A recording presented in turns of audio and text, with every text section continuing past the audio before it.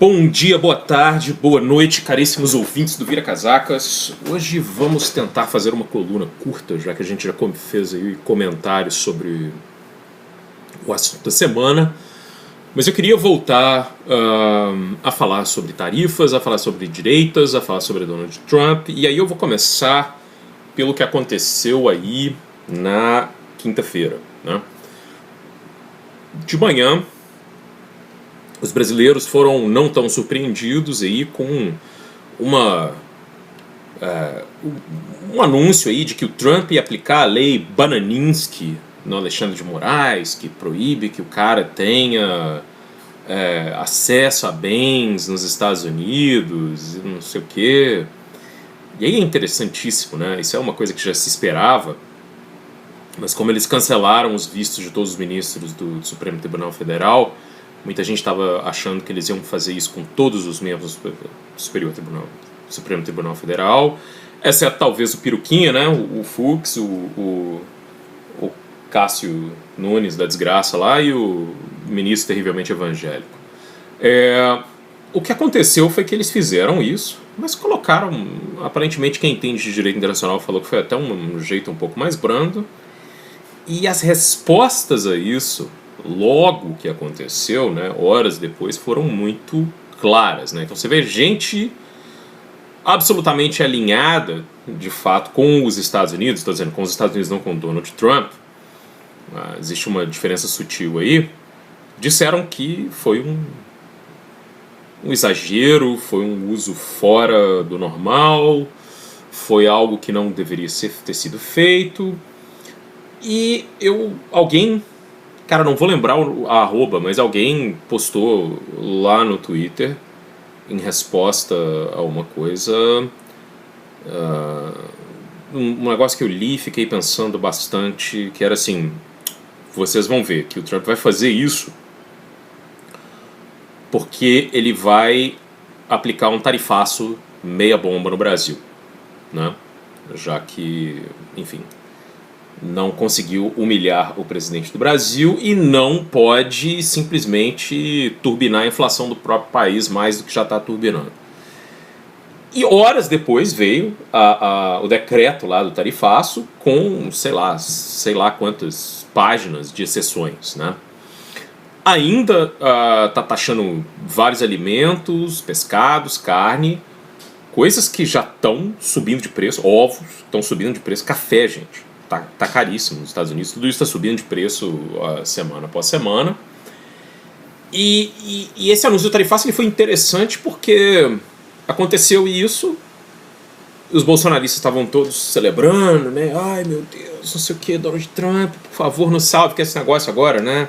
O Trump defende meu pai, é praticamente o hino dos caras. Depois isso aconteceu e aí, curiosamente, o Bananinski, né, ele foi lá e tentou, o filho do Bolsonaro, tentou dizer que ele tinha articulado as exceções. Não, por exemplo, o Itamaraty, que estava lá discutindo com a Airbus e as outras empresas americanas, que se der pau, né, a Boeing, se der pau na Embraer, eles que vão se ferrar, entendeu? Enfim, esses setores foram fazer pressão na Casa Branca, porque falam, bicho, a integração econômica entre Brasil e Estados Unidos é um negócio que tem quase um século, bicho. Isso é uma coisa maluca, né? E imaginando que o Trump está fazendo isso com todo mundo, inclusive com os próprios vizinhos, tipo México e Canadá.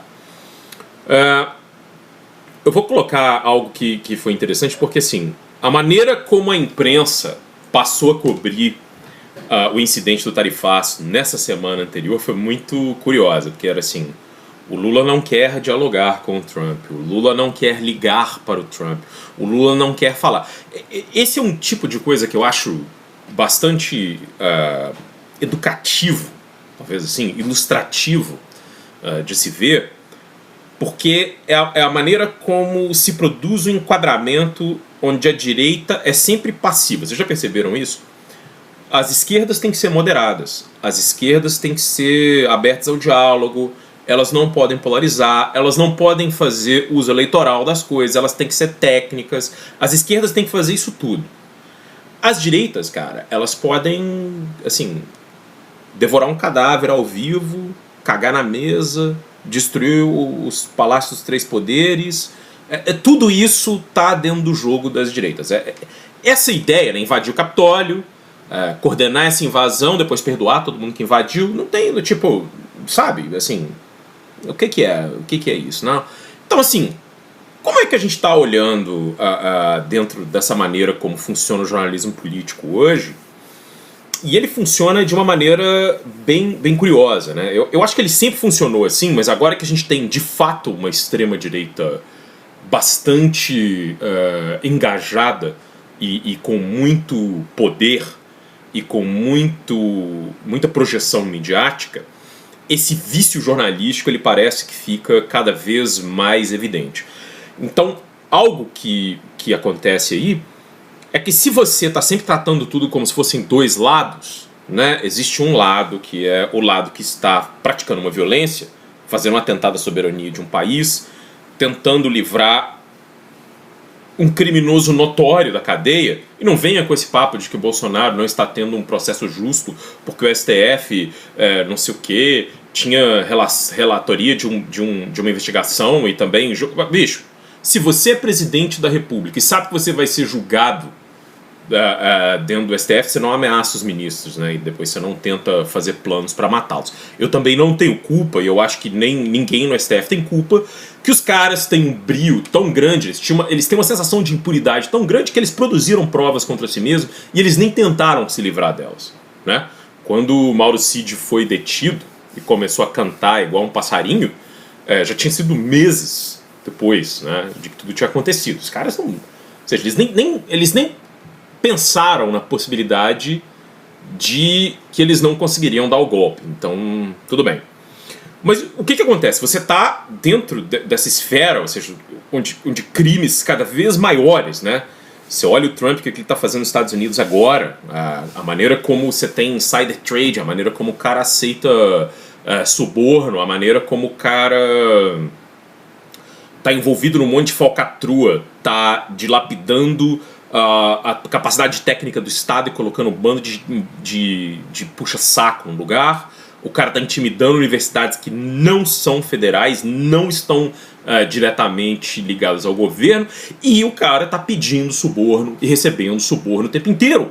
Bicho, a família do cara tem uma carteira de Bitcoin infinita, que ele recebe suborno o tempo inteiro. Bilhões de dólares. Desculpa, gente. Né? Não existe outro nome para isso. Ninguém estaria comprando Trump Coin, sei lá o que, se o cara não fosse presidente, entendeu? Vamos lá. Então, cada vez, cara, que as direitas avançam, parece que a gente está lidando com um ecossistema midiático que passa a normalizar o que eles estão fazendo e a tornar o que as esquerdas, ou até o centro, ou até as direitas que não são desse espectro, que o que eles estão fazendo como algo anormal. E assim, gente, me desculpa, é absolutamente normal que você não responda a uma agressão de forma educada. O povo, porque o Lula tem que descer do palanque, o Lula não sei o que, polarização. Assim, gente, me desculpa. Você vai fazer o quê? Você vai lá na Casa Branca para ser humilhado igual o Zelensky? Você vai tentar chegar de boa fé para negociar tipo Índia, Canadá? União Europeia, meus amigos. A União Europeia anunciou, não é um acordo assinado, mas anunciou um negócio que era basicamente vai pagar tributo para os Estados Unidos. Anunciou um acordo cheio de coisa, aqui comprar combustível muito mais caro, que a União Europeia não precisa, e falou, não, mas isso é uma intenção. Aí a Casa Branca falou, não, se fosse um acordo não é intenção não, bota esses bilhões aqui que a gente quer.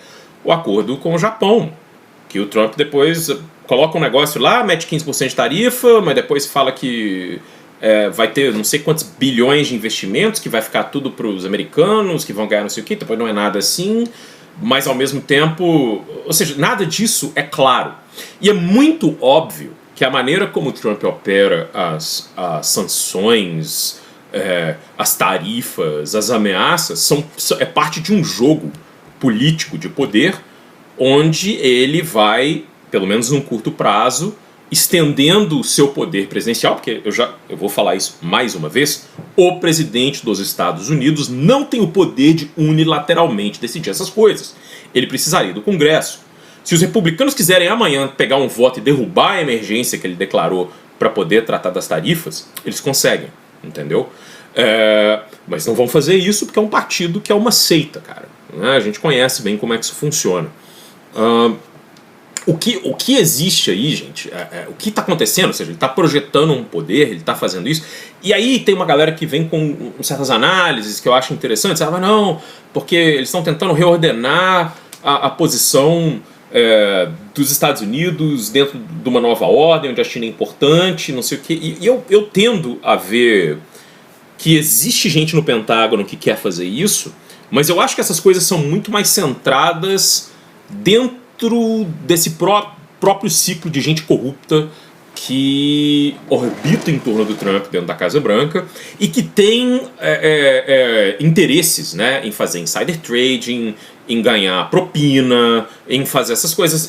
Ou seja, isso, você está fazendo, gente, você está fazendo algo muito parecido, por exemplo, com o que aconteceu ali durante a Guerra do Iraque, né? O Dick Cheney ficou zilionário, virou uma das figuras mais importantes do país, declarando uma invasão a um país sob um argumento absolutamente falso, né? Que todo mundo comeu na época como não sei, cara, um desses momentos assim mais idiotas do mundo. E um momento de idiotia de consenso, que é algo que é muito difícil hoje nos Estados Unidos. O Trump não deixa muito espaço para ter isso, né?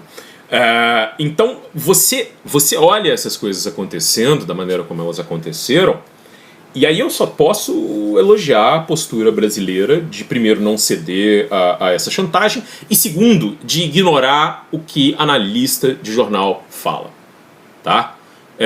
Eu falo bastante, assim, eu sou muito crítico à imprensa, pelo menos desde 2021, porque eu cansei, sacou? Eu passei, sei lá, cara, 5, 6 anos, desde que essa onda da extrema-direita começou, lendo jornal todo dia, e eu acho que existe uma insuficiência, existe um problema dentro do ecossistema jornalístico que a gente não consegue resolver, porque os caras não dão conta de falar a verdade mais, né? Assim, os jornais eles estão preocupados em mostrar um equilíbrio de posições. Isso é um problema muito sério, ao invés de falar a verdade, de noticiar uma coisa verdadeira. E eu não estou falando no sentido assim iluminista, sei lá, cara, do tipo A e B existem duas coisas. Não, estou dizendo no sentido de tipo não praticar o jornalismo declaratório, não levar ao pé da letra coisas que líderes mentirosos falam, né?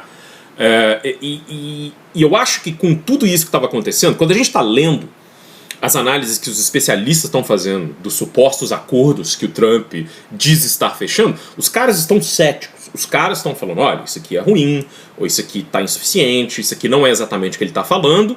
E a galera, lá, gente, o cara cujo trabalho é comentar a notícia, tá lá dizendo, mas olha aí, a União Europeia fechou um acordo e o Brasil não fechou.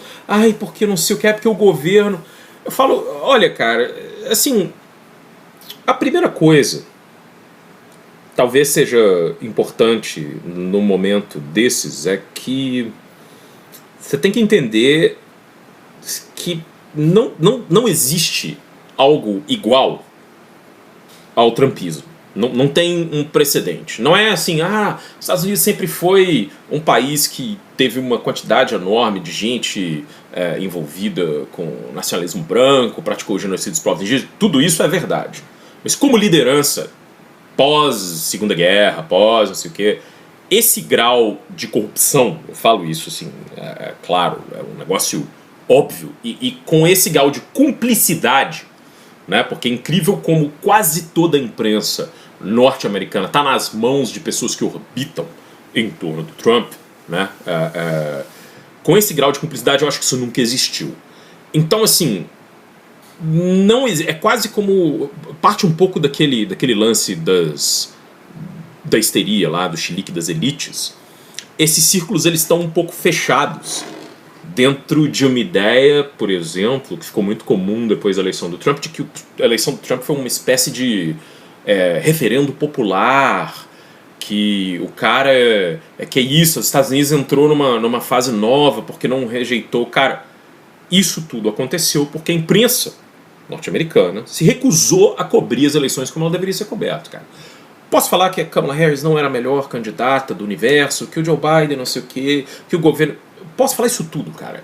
Ainda assim, o fato de que o Trump passou as eleições inteiras balbuciando loucuras e falando sobre o pau do Arnold Palmer e falando sobre como ele não tinha nada a ver com esse projeto 2025, que é o que eles colocaram para depenar o governo federal, sacou?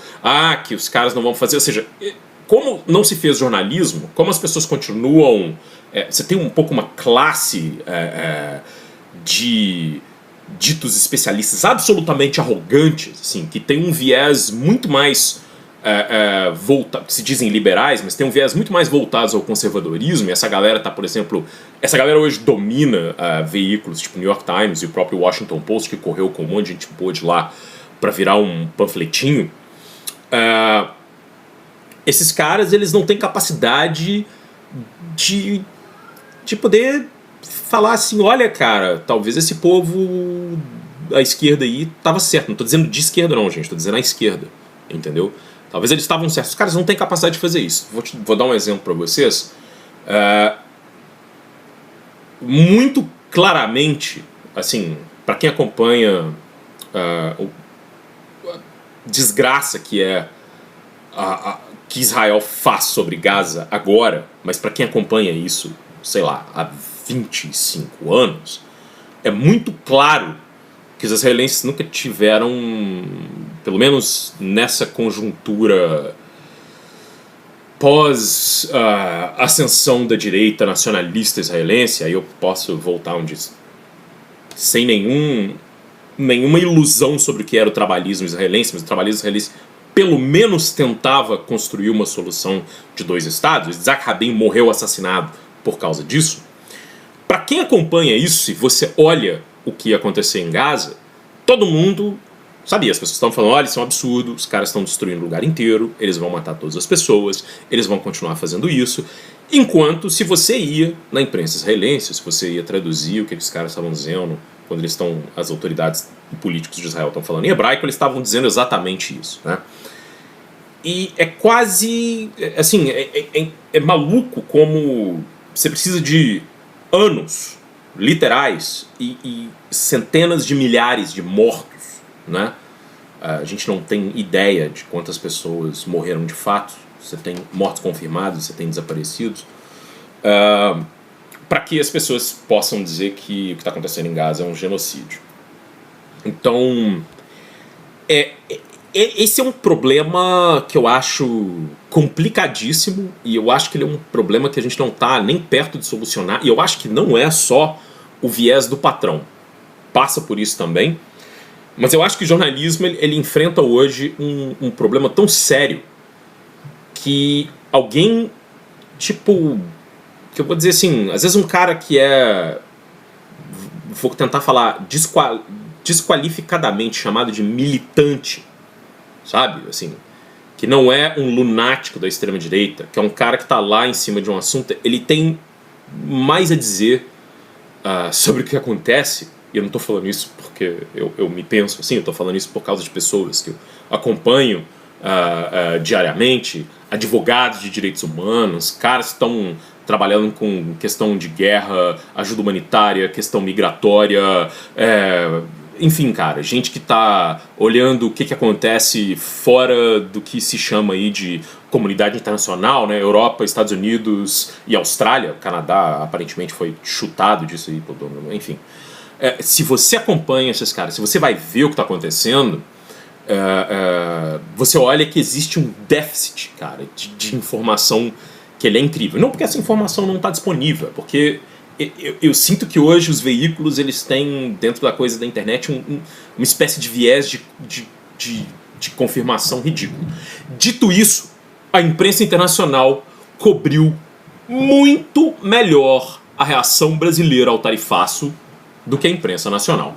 E isso aí sim, cara, isso aí é o medo, meu filho, o medo. Um mês atrás os caras estavam cantando a vitória do Tarcísio, e aí a coisa toda se inverteu, a gente tem que agradecer ao Bananinski, né, cara? Não tem outro jeito. É isso aí, meus caros. Um grandíssimo abraço. Fica aí com vocês. Tenham um excelente final de semana.